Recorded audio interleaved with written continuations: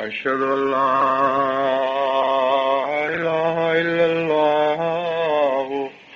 وحده لا شريك له وأشهد أن محمدا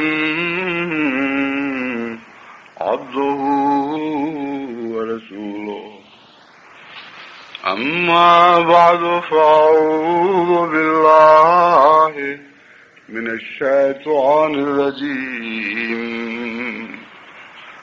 بسم الله الرحمن الرحيم الحمد لله رب العالمين الرحمن الرحيم مالك يوم الدين إياك نعبد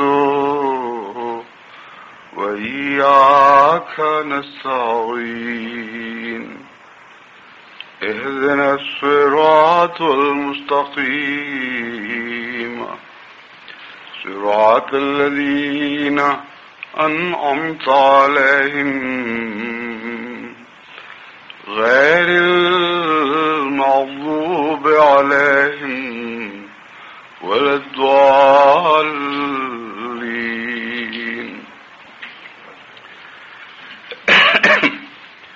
جماعت احمدیہ سان فرانسسکو کے لیے یہ دن ایک خاص مبارک اور تاریخی دن ہے، کیونکہ ایک لمبے عرصے کے بعد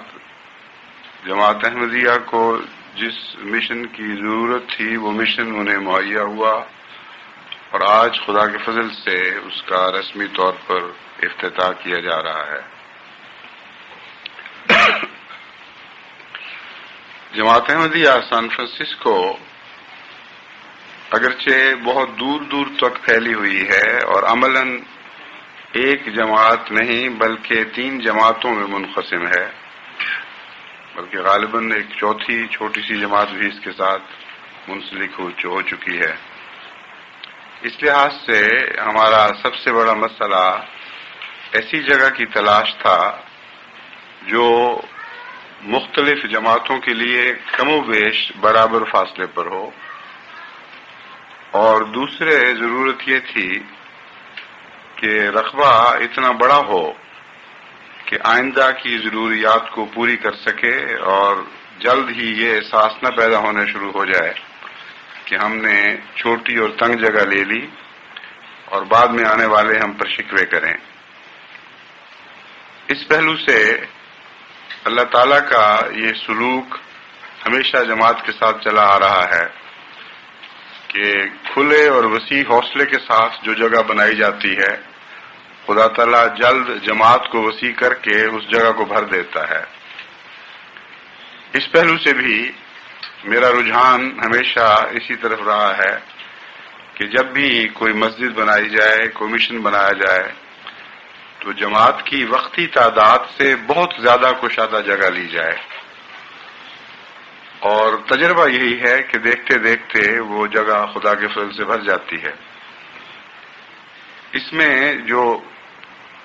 طاقت کار فرما ہے، جو اس کے پیچھے راز ہے، وہ اخلاص اور تقوی ہے۔ اگر خدا کی خاطر کوئی جگہ لی جائے اور محض اللہ تعالیٰ پر توکل کرتے ہوئے دعاؤں کے ساتھ اور اخلاص کے ساتھ اس کے نام کی سربلندی کے لیے کوئی مرکز بنایا جائے، تو خدا تعالیٰ اس جذبے کو قبول فرماتا ہے اور اپنے گھر کی رونق کا سامان خود ہی مہیا کیا کرتا ہے۔ لیکن ایک پہلو سے وہ رونق ان نمازیوں پر بھی منحصر ہے جو ایسی جگہوں میں خدا کی عبادت کے لیے حاضر ہوتے ہیں۔ اسی لیے میں نے کہا کہ سب سے پہلا طاقت کا سرچشمہ مومن کے دل سے پھوٹتا ہے، اور اس کا تعلق اس کے اخلاص اور اس کی خدا تعالیٰ سے محبت پر مبنی ہے۔ جہاں تک اس جذبے کی قبولیت کا تعلق ہے، وہ خدا تعالیٰ کی طرف سے قبول ہونے کے بعد زائد فضل کی صورت میں مومن پر برستا ہے۔ یہی مضمون ہے جسے قرآن کریم نے ان معنوں میں بیان فرمایا کہ خذوا زینتکم عند کل مسجد، کہ مسجدیں تو تم بنا دیتے ہو لیکن مسجدوں کو زینت بخشنا تمہارا کام ہے۔ مسجدوں کی زینت سے تم حصہ نہیں لوگے اگر وہ ظاہری زینت ہے، بلکہ مسجدوں کو زینت تم نے بخشنی ہے۔ یہ ایک حیرت انگیز اعلان ہے جس کے متعلق میں پہلے بھی کئی دفعہ روشنی ڈال چکا ہوں، لیکن بار بار جماعت کو اس مضمون کو یاد دلانا ضروری ہے۔ تبھی مساجد کے افتتاح کے موقع پر اور مشنز کے افتتاح کے موقع پر میرا دھیان ہمیشہ اس آیت کریمہ کی طرف منتقل ہو جاتا ہے۔ آج کل دنیا میں بڑی بڑی عظیم الشان حکومتیں ہیں جن کے پاس بے شمار دولت ہے، اور اس نقطۂ نگاہ سے جماعت احمدیہ کا ان کے ساتھ کوئی مقابلہ نہیں۔ زمین اور آسمان کا فرق ہے دولت اور قوت کے لحاظ سے، اور ایسی حکومتیں جو دنیا میں دولت کے لحاظ سے مشہور ہو چکی ہیں ان میں مسلمان حکومتیں بھی ہیں۔ ان کا اصل زر اپنی جگہ قائم رہتا ہے، لیکن جو سود ان کو میسر آتا ہے وہ بھی دولتوں کے پہاڑ بنا دیتا ہے، اور ان کو سمجھ نہیں آتی کہ اس روپے کو کہاں خرچ کرنا ہے۔ اس کا ایک حصہ وہ مساجد کی تعمیر پہ خرچ کرتے ہیں، اور ان کا زور اس بات پر ہے کہ بہت ہی خوبصورت اور حسین اور عظیم الشان فلک بوس عمارتیں تعمیر کی جائیں جو آرکیٹیکچر کے نقطۂ نگاہ سے ایک عظیم الشان تعمیری نمونے بن جائیں اور اسلام کے حسن کا ایک ظاہری سمبل نظر آئیں۔ یہ کوششیں قرآن کریم کی اس آیت کے مفہوم سے متصادم ہیں۔ قرآن کریم نے کہیں یہ ذکر نہیں کیا کہ مساجد اپنی ظاہری شان و شوکت کے نتیجے میں مومن کو زینت بخش سکتی ہیں۔ ہاں، یہ فرمایا کہ مساجد کو مومن زینت بخشتا ہے۔ کتنا عظیم الشان کلام ہے، کتنا عارفانہ کلام ہے، اور خدا کے تعلق کی روح کو کس شان کے ساتھ اس میں بیان فرما دیا گیا۔ اس نقطۂ نگاہ سے آج کی وہ عظیم الشان مساجد جو بڑی بڑی حکومتوں کی دولت سے تعمیر ہوتی ہیں ان پر نظر ڈالیں، اور جو نمازی ان میں نماز پڑھتے ہیں ان کے حالات پر غور کریں، اور اس مسجد نبوی کا تصور باندھیں جو کچی اینٹوں سے تعمیر کی گئی تھی، جس کی چھت گھاس پھوس کی تھی، جس میں جب بارش برستی تھی تو ٹپک کر مسجد کے صحن کو بھی کیچڑ میں بدل دیا کرتی تھی۔ اس مسجد کی زینت حضرت اقدس محمد مصطفیٰ صلی اللہ علیہ وآلہ وسلم تھے، اور وہ پاک باز وجود تھے جن کو آپ کے تقویٰ نے زینت بخشی، اور اپنے اپنے رنگ میں اس تقویٰ سے انہوں نے حصہ پایا۔ کوئی نسبت بھی ہو سکتی ہے اس مسجد کی زینت کو ان مساجد کی زینت سے جن کی فلک بوش عمارتیں تمام دنیا پر ایک رعب اور ہیبت طاری کرتی ہیں۔ یہی حال دیگر عبادت گاہوں کا ہے، خواہ وہ گرجے ہوں، کیتھیڈرل ہوں یا بڑے بڑے ٹیمپل ہوں۔ دنیا دار کی نظر عمارت کے ظاہر پہ پڑتی ہے، اور خدا کی نظر ان دلوں پر پڑتی ہے جو ان عمارتوں میں خدا کی عبادت کی غرض سے حاضر ہوتے ہیں۔ اس پہلو سے سب سے پہلے تو میں جماعت احمدیہ سان فرانسسکو کو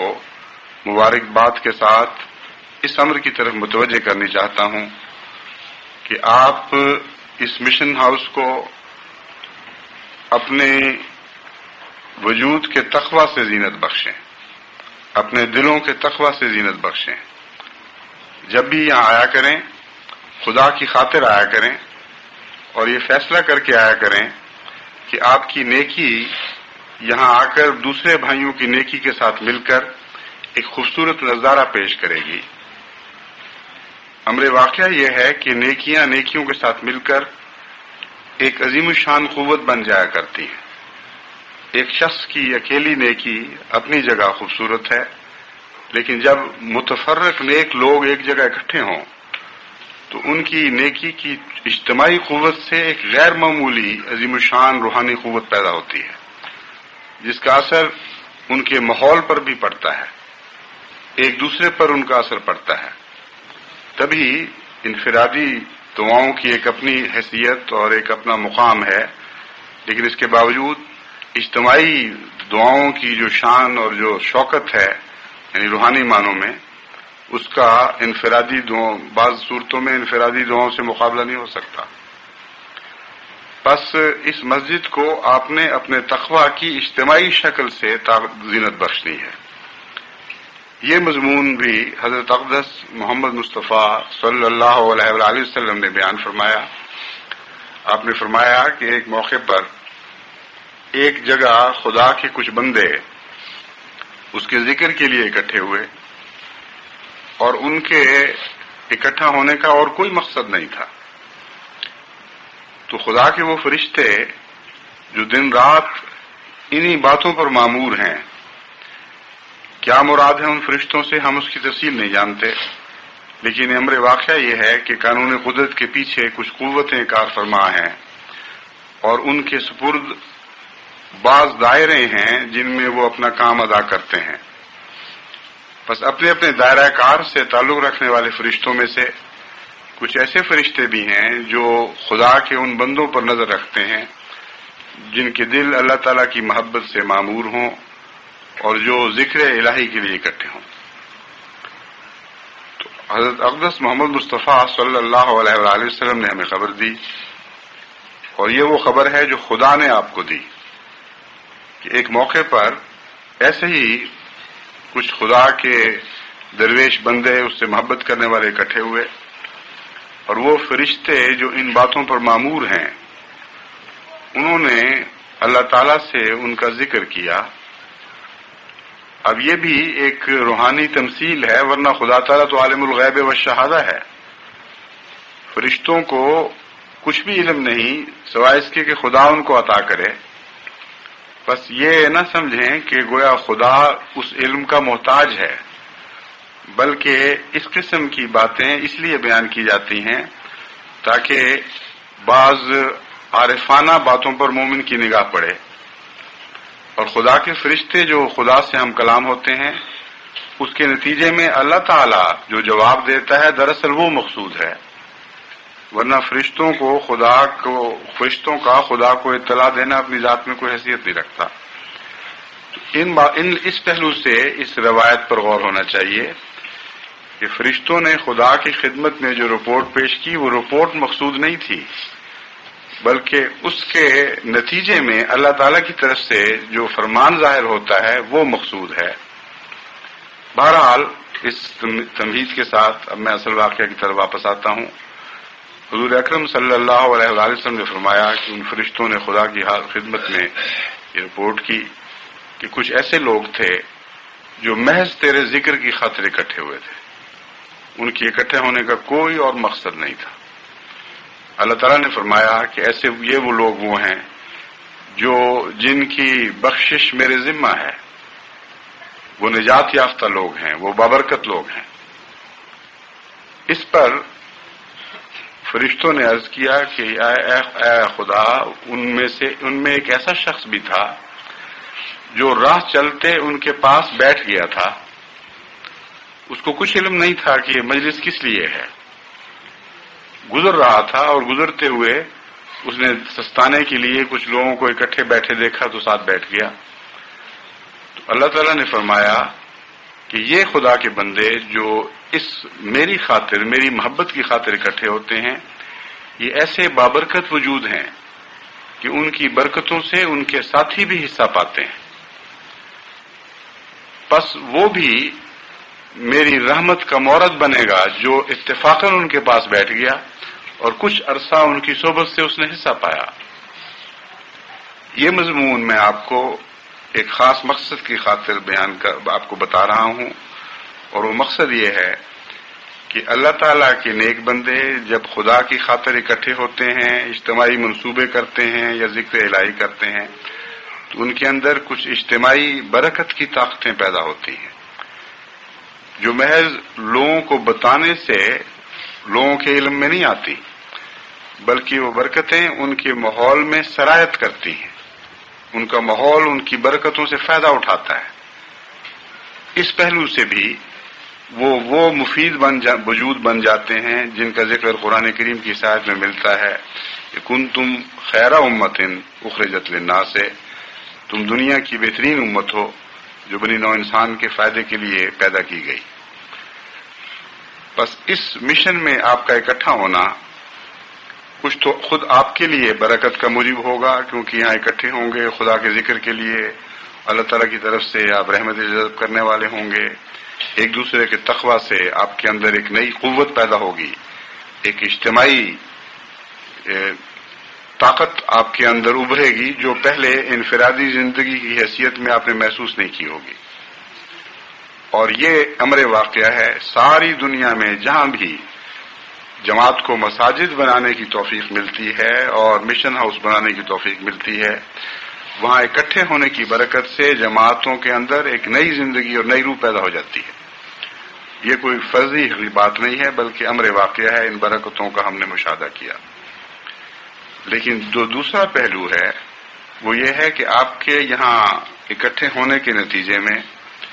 آپ کی برکت سے آپ کے ہمسایوں کو بھی حصہ ملنا چاہیے، آپ کی برکت سے آپ کے شہر کو بھی حصہ ملنا چاہیے، آپ کی برکت سے اس سارے ماحول کو حصہ ملنا چاہیے جو ماحول آپ کے ساتھ رابطہ پیدا کرتا ہے یا آپ جس ماحول سے رابطہ پیدا کرتے ہیں۔ اس ضمن میں ہماری وہ جماعتیں جو کینیڈا میں موجود ہیں یا امریکہ کے بعض اور علاقوں میں موجود ہیں، انہوں نے عملاً اس بات کو ثابت کیا ہے کہ یہ کوئی فرضی بات نہیں ہے، واقعتاً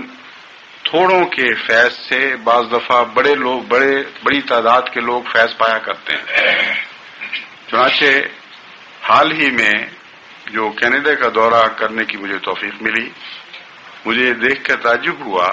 کہ بعض جگہوں میں جماعت کی تعداد شہر کی تعداد کے مقابل پر اتنی تھوڑی ہے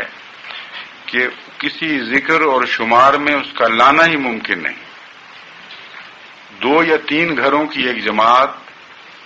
لاکھ سے زائد آبادی میں بس رہی ہے، اور اس آبادی کے تمام معززین اس بات پر گواہ ہیں کہ یہ لوگ ہماری سوسائٹی کے لیے مفید وجود ہیں۔ یہاں تک کہ بعض ایسی جماعتوں کے جشن 7 سالہ کے موقع پر ان کے گورنرز نے، ان کے چیف منسٹرز نے، ان کے ایم پیز نے یا شرکت کی یا پیغام بھیجے اور اس بات کا اقرار کیا کہ یہ جماعت تھوڑی تو ہے لیکن غیر معمولی صلاحیتوں سے مزین ہے، اور اس کی وجہ سے ہماری سوسائٹی کو بہت سے فوائد پہنچ رہے ہیں۔ بس آپ کا تھوڑا ہونا اس راہ میں کوئی عذر نہیں کہ آپ سے اتنا عظیم الشان شہر جو سان فرانسسکو ساری دنیا میں مشہور ہے اور ساری دنیا میں ایک بہت ہی طاقتور اور بااثر شہر کے طور پر اس کے تذکرے چلتے ہیں، اس میں یہ چھوٹی سی جماعت اثر پیدا کر سکے، اس راہ میں آپ کا یہ عذر کافی نہیں کہ ہم تو بہت ہی تھوڑے ہیں، ہماری تو کوئی گنتی نہیں، ہمارا تو کوئی شمار نہیں، ہم غریب لوگ ہیں، ہم میں سے اکثر باہر سے آنے والے ہیں، اور اس سوسائٹی پر ہم کیا اثر انداز ہو سکتے ہیں۔ میں آپ کو بتاتا ہوں کہ اخلاق حسنہ وہ اخلاق جو تقوی سے پیدا ہوتے ہیں، وہ شخصیتیں جو تقوی کی بنا پر تعمیر پاتی ہیں، وہ لوگ جو اللہ کی محبت دل میں رکھتے ہیں اور اس محبت کے نتیجے میں خدائی وجود بن جاتے ہیں، وہ یقیناً بااثر اور بارسوخ وجود ہوتے ہیں۔ ان کی تعداد کی کمی ان کے رسوخ کی راہ میں حائل نہیں ہوا کرتی۔ چنانچہ جیسا کہ میں نے ذکر کیا ہے، کینیڈا کے سفر میں مشرق سے مغرب تک جہاں جہاں میں گیا اللہ تعالیٰ کے فضل سے وہاں کی جماعتوں کی یہ غیر معمولی خوبی مجھے دکھائی دی.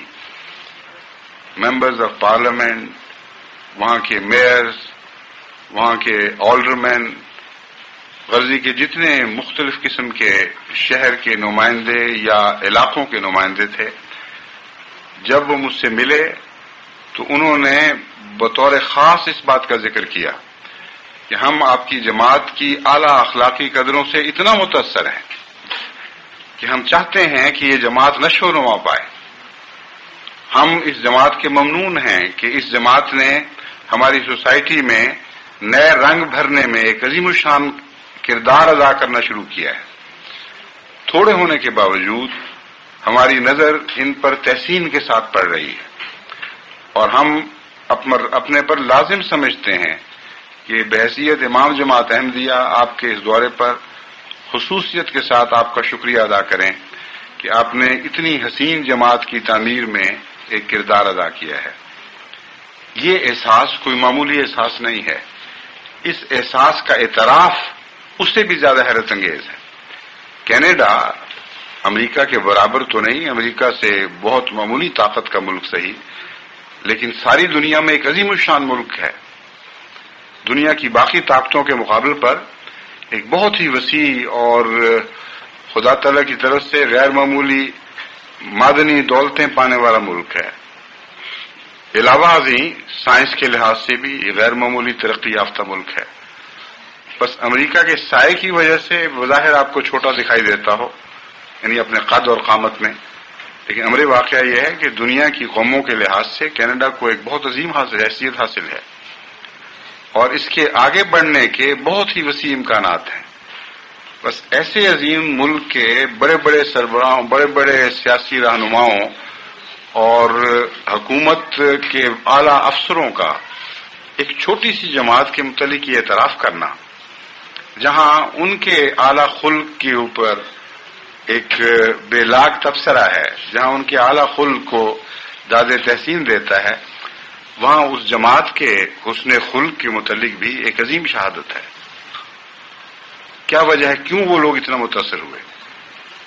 اور کیا وجہ ہے کیوں آپ اپنے ماحول کو ایسے متاثر نہیں کر سکتے؟ یہ دوسرا سوال ہے جس کی طرف میں آپ کو متوجہ کرنا چاہتا ہوں. اگر آپ مسجدوں میں اپنی زینتیں لے کے آئیں جو قرآن کریم کی روح سے تقوی ہے، اللہ کی محبت، اللہ کا پیار اور اس خوف میں مبتلا رہنا کہ ہماری کسی حرکت سے خدا ناراض نہ ہو جائے، اس کا نام تقوی ہے. عجیب بات ہے کہ دنیا میں اکثر لوگ اس خوف سے تو زندگی گزارتے ہیں کہ کہیں دنیا ہم سے ناراض نہ ہو جائے، کہیں معاشرہ ہم سے ناراض نہ ہو جائے، کہیں ہماری کمزوریاں اور بدیاں دوسروں کو نظر نہ آ جائیں اور اس کے نتیجے میں لوگوں کا رویہ ہم سے تبدیل نہ ہو جائے. تو دنیا کے تقوی میں، دنیا کے خوف میں مبتلا دنیا کی اکثر آبادی اپنی زندگیاں ضائع کر دیتی ہے اور کچھ بھی ان کو حاصل نہیں ہوتا. جہاں دنیا نے ناراض ہونے کا فیصلہ کیا وہاں وہ ناراض ہوگی اور کوئی اور طاقت اس کو روک نہیں سکتی. جہاں منہ سے وہ چند تعریفیں کر لیں، وہ تعریفیں بھی آپ کی اندرونی شخصیت کو تبدیل نہیں کر سکتی، مگر اللہ کا تقوی ایک عظیم الشان طاقت ہے. اور اس تقوی کے ساتھ زندگی بسر کرنے کا مقصد یہ ہے، اس کی روح یہ ہے کہ آپ ہمیشہ یہ سوچا کریں کہ ایک ذات ایسی ہے جس سے میں کچھ چھپا نہیں سکتا. میرے اندرونے کی پاتال تک اس کی نگاہ ہے. وہ باتیں بھی میرے متعلق جانتا ہے جو ابھی شعوری طور پر، کانشیس طور پر میرے دماغ کے شعوری حصے پر نہیں ابھری، مگر غیر شعوری حصے میں وہ دبی پڑی ہیں. کبھی خوابوں کی صورت میں مجھے دکھائی دے دیتی ہیں، کبھی توہمات کی صورت میں ان کی جھلکیاں میں دیکھتا ہوں، لیکن خدا کی ان پر نظر ہے. اس خدا کے سامنے زندگی گزارتے ہوئے مجھے ہمیشہ یہ خیال رکھنا چاہیے کہ میری کسی حرکت سے، میری کسی سوچ سے، میری کسی نیت سے خدا تعالی ناراض نہ ہو جائے اور میں اس کی محبت سے محروم نہ رہ جاؤں. یہ ہے تقویٰ کی روح اور یہ تقویٰ کا مضمون. اس پہلو سے جہاں تک مقامی جماعت کا تعلق ہے، جتنا مختصر سا رابطہ میرا اس جماعت سے ہوا ہے، میں خوشی سے اس بات کا اظہار کرنا چاہتا ہوں کہ میرے نزدیک اللہ تعالیٰ نے آپ کی جماعت کو تقویٰ کی بنیادی صفت سے مزین فرمایا ہوا ہے. میں نے آپ کے اندر بہت اچھے اور نیک لوگ دیکھے ہیں. باوجود اس کے میں اس بات یہ اقرار کر رہا ہوں کہ امریکہ کی اور کینیڈا کی جماعتوں میں بظاہر آپ کی جماعت کو کوئی حیثیت حاصل نہیں. بظاہر آپ کی جماعت نہ منظم ہے، نہ اجتماعی کوششوں میں کوئی ایسا حصہ لے رہی ہے جو جماعت کے لحاظ سے، دنیا کے لحاظ سے قابل ذکر ہو. لیکن اس کے باوجود آپ کا خمیر اچھا ہے. آپ میں ایسے لوگ بھی ہیں جن کا جماعت سے تعلق نہیں، مثلا احمدیوں کی غیر احمدی بیویاں، ان کے اندر بھی میں نے سعادت دیکھی اور یہ جذبہ اور یہ روح دیکھے کہ ہم جماعت کے اجتماعی نظام سے استفادہ کرتے ہوئے اپنے بچوں کی اچھی تربیت کر سکیں. بلکہ بعض نے شکوے کیے کہ ہم اگرچہ مسلمان نہیں لیکن ہم اپنے خامدوں کی وفادار ہیں اور اپنے بچوں کی بہبود کا تقاضا ہمیں مجبور کر رہا ہے کہ ان کو اچھا مسلمان بنائیں. اس پہلو سے نظام جماعت ہماری کوئی مدد نہیں کر رہا اور نظام جماعت کے پاس کوئی ایسی جگہ نہیں جہاں ہمارے بچے بار بار آئیں اور اسلامی اور اخلاق سے آراستہ ہو سکیں، اسلامی آداب سیکھ سکیں. تو یہ احساس بہت ہی پسندیدہ احساس ہے، نہ صرف احمدیوں میں بلکہ غیر احمدیوں میں بھی موجود ہے، نہ صرف مسلموں میں بلکہ غیر مسلموں میں موجود ہے. بس میں نے جس نظر سے آپ کو دیکھا ہے، میں اطمینان کے ساتھ یہاں سے روانہ ہوں گا. مجھے یقین ہے کہ آپ کے اندر جوہر قابل موجود ہیں. اس کے علاوہ میں نے تقویٰ کی ایک اور علامت یہاں پائی کہ دکھاوا نہیں ہے یہاں. اس مشن پر جس کو آپ آج دیکھ رہے ہیں، اگر آپ میں سے کچھ لوگ جو نہیں جانتے کہ اس کی کیا حالت تھی، آج سے 2-4 مہینے پہلے اس کو دیکھتے تو حیران ہو جاتے کہ محض ایک اجاڑ سی جگہ تھی، ایک ویرانہ سا تھا اور بہت ہی بدصورت نظر آنے والی عمارت تھی. ایک بارن ہے جو آپ کے سامنے ہے، اب اس میں بارن والی کوئی شکل نہیں بلکہ اسے ایک باقاعدہ مسجد یا ہال کی شکل میں تبدیل کیا جا رہا ہے.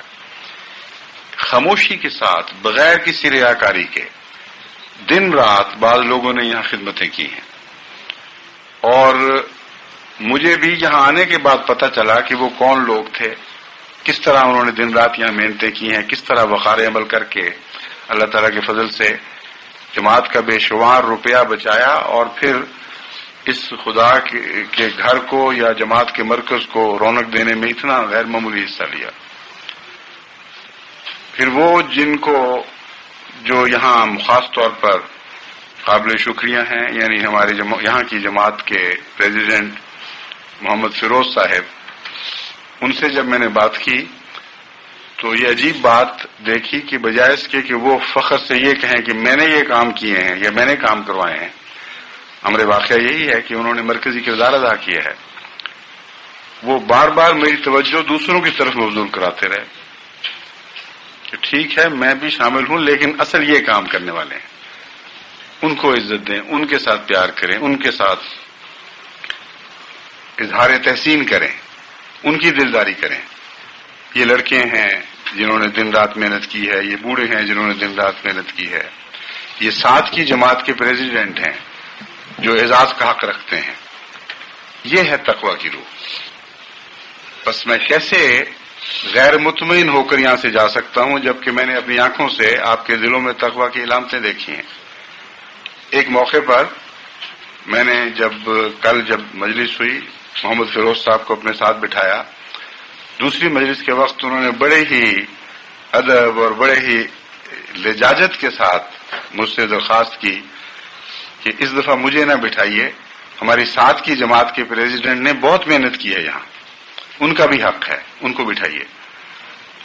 اب ظاہر بات ہے کہ خلیفہ وقت کے ساتھ بیٹھنے کی ہر دل میں تمنا ہوتی ہے، ایک محبت ہے جو مجھے ان سے ہے اور ان کو مجھ سے ہے، اور اس لیے ایک دوسرے کے قرب سے ہم لذت پاتے ہیں۔ ایسے موقع کو اس اصرار کے ساتھ چھوڑنا، اس خیال کے ساتھ کہ میں ہی نہیں ہوں اور بھی ہیں یہاں خدمت کرنے والے، یہ بات صاف بتا رہی ہے کہ ان کے دل میں تقویٰ ہے۔ اور جب دوسروں سے میں نے پوچھا تو ہر ایک نے یہی کہا کہ وہ کام کرنے والا ہے،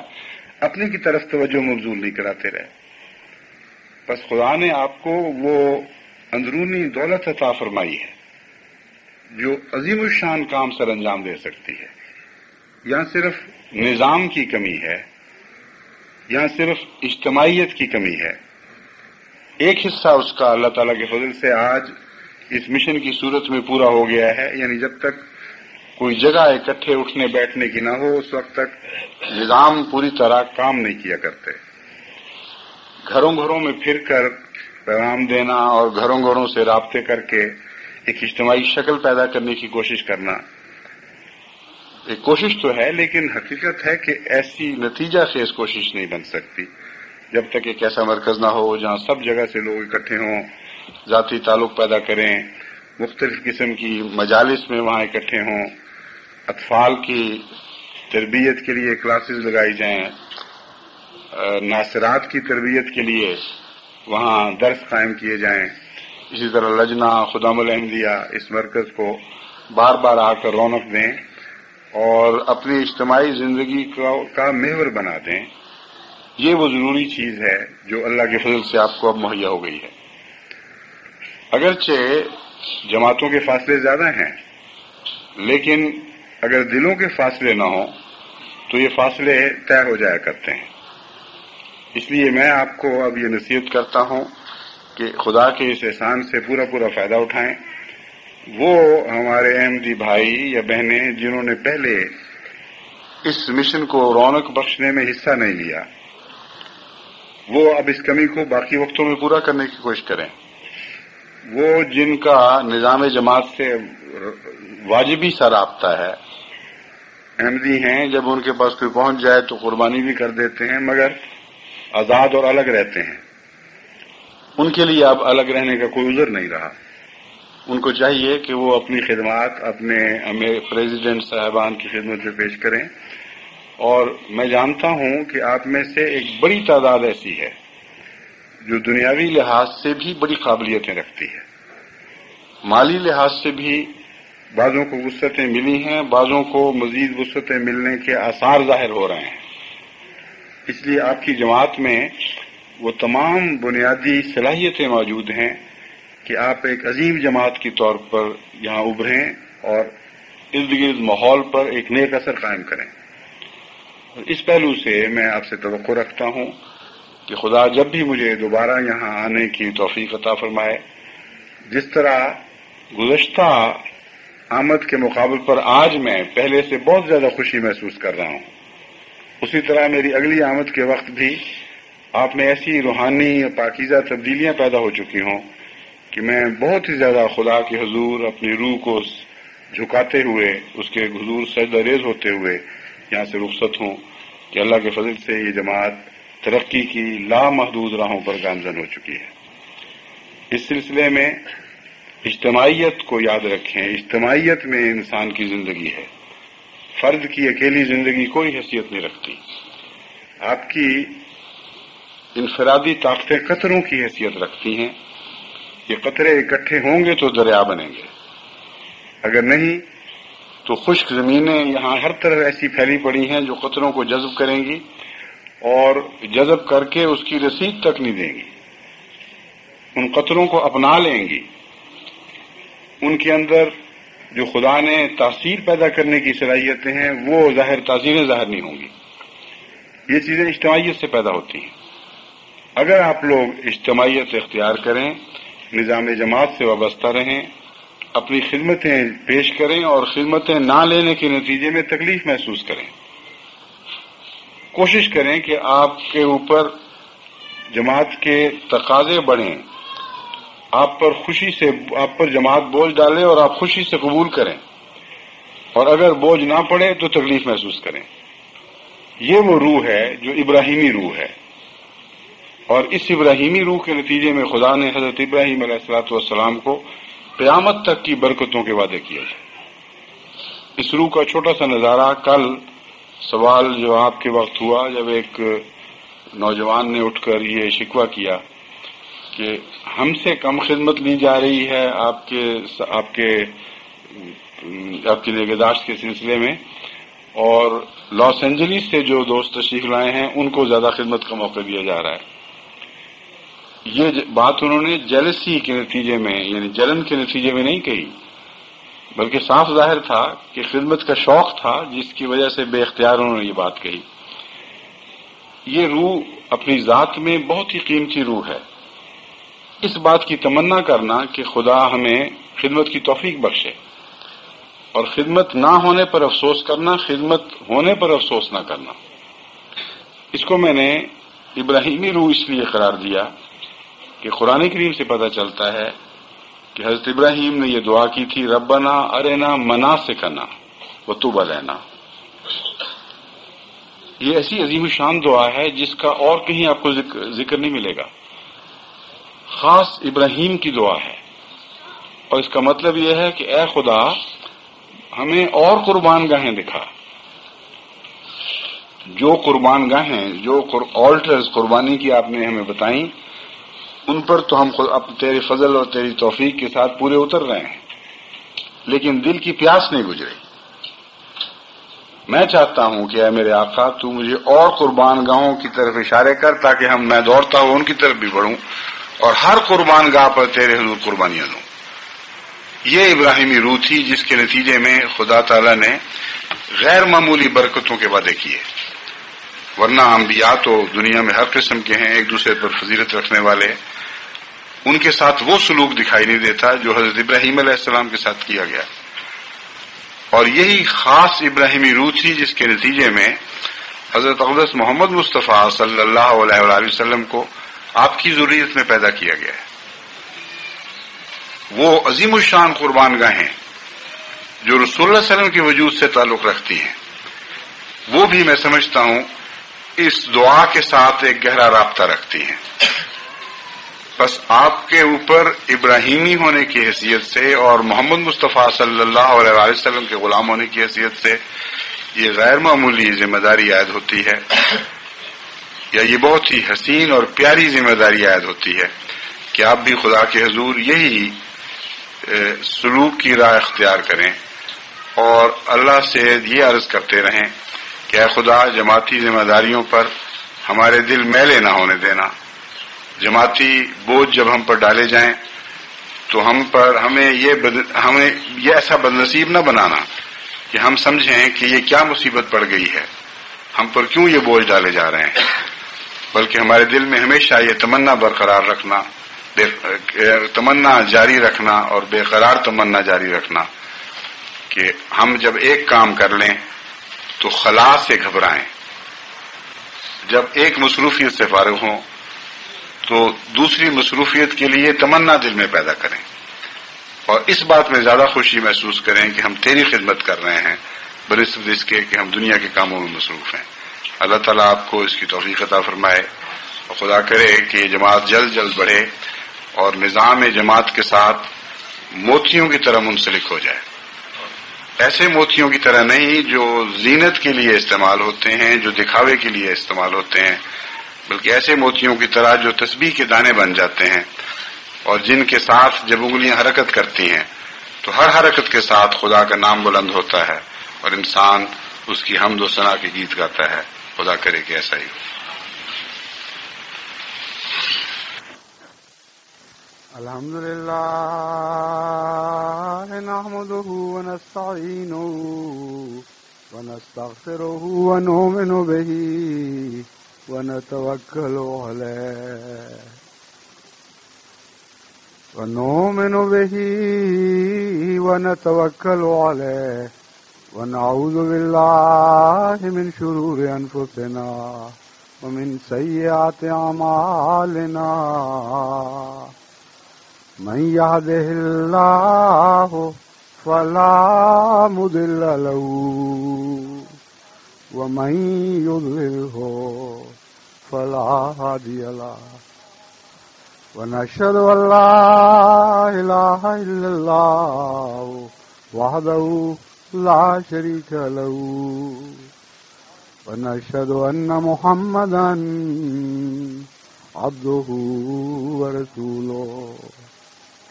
عباد الله رحمكم الله إن الله يأمر بالعدل والإحسان وإيتاء ذي القربى وينهى عن الفحشاء والمنكر والبغي يعظكم لعلكم تذكرون اذكروا الله يذكركم وادعوه يستجب لكم ولذكر الله أكبر. نماز عصر بھی ادا کی جائے گی ساتھ ہی، اور اس کی میں مسافر ہوں، 2 رکعتیں پڑھوں گا. مقامی دوست سلام پھیرے بغیر کھڑے ہو کر عصر کی 4 رکعتیں پوری کریں گے. آپ میں سے جو مسافر ہیں وہ میرے ساتھ ہی سلام پھیریں گے.